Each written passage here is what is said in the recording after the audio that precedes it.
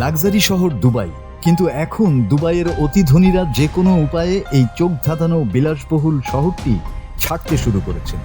চলমান আঞ্চলিক সামরিক উত্তেজনা যে অদূর ভবিষ্যতে থামছে না, এমন আতঙ্ক থেকে নিরাপদ আশ্রয়ের জন্য তারা খরচ করছেন লাখ লাখ ডলার। সংযুক্ত আরব আমিরাতের এই মরু শহরটি দীর্ঘকাল ধরে ধনকুবেরদের কাছে স্বর্গ হিসেবে পরিচিত ছিল। স্বল্প কর, নিরাপত্তা, বিলাসিতা এবং ব্যবসা বান্ধব সরকারের টানে বিশ্বের বিত্তবানেরা এখানে ভিড় করতেন। কিন্তু মাথার উপর দিয়ে ক্ষেপণাস্ত্র উড়ে যাওয়ার ঘটনায় সেই সুনাম এখন চরম সংকটে। আরব আমিরাতের আকাশসীমা আংশিক বন্ধ থাকায় অনেকেই বিশাল অঙ্কের অর্থ ব্যয় করে বিকল্প পথে পালানোর চেষ্টা করছেন। দুবাইয়ে বিশ্বের উচ্চতম ভবন, বিশাল ইনডোর স্কি স্লোপ সম্বলিত শপিং মল এবং থিম পার্কের জন্য খ্যাত হলেও বর্তমানে এর নিরাপদ পরিবেশ হুমকির মুখে। গত শনিবার থেকে আমিরাতকে লক্ষ্য করে ৮০০রও বেশি ড্রোন এবং ২০০টি ক্ষেপণাস্ত্র ছোড়া হয়েছে, যাতে অন্তত ৩ জন আহত হয়েছে।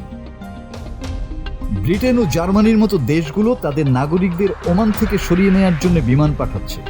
দুবাই থেকে পালানোর জন্য বেসরকারি বিমানের চাহিদা বহুগুণ বেড়েছে, তবে অনেক বিমানবন্দর বন্ধ থাকায় আটকা পড়া এবং নিরাপত্তা ঝুঁকির কারণে ভাড়া বেড়ে গেছে কয়েক গুণ।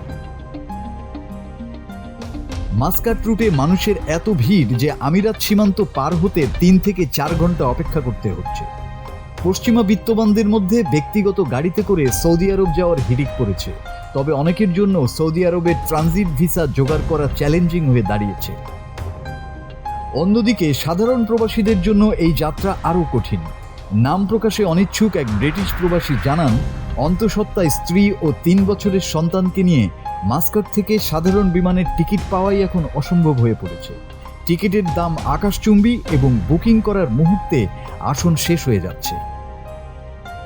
টাকা দিয়ে অনেক কিছু কেনা যায়, বিলাসিতা, প্রাইভেট জেট, এমনকি পুরো একটা দ্বীপও, কিন্তু একটা জিনিস কেনা যায় না, তা হলো নিরাপত্তা এবং শান্তি। দুবাইয়ের বর্তমান পরিস্থিতি যেন সেই বাস্তবতাই আবার মনে করিয়ে দিচ্ছে।